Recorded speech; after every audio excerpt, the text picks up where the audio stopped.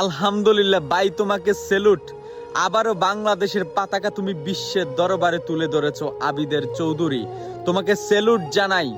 আইফোনের ইতিহাসে এমন একটা রেকর্ড তুমি করেছো, এই ডিজাইন করেছো যেটা সব রেকর্ড ভেঙে দিয়েছে। আইফোন 17, আপনারা যারা দেখেন নাই উপরে স্ক্রিনে দেখেন, এই ফোনটা ডিজাইন করেছে বাংলাদেশের এক যুবক। আমার সোনার বাংলাদেশের যুবকেরা কি করতে পারে আবারও প্রমাণ করলো 2025 সালে আইফোন 17 ডিজাইন করে।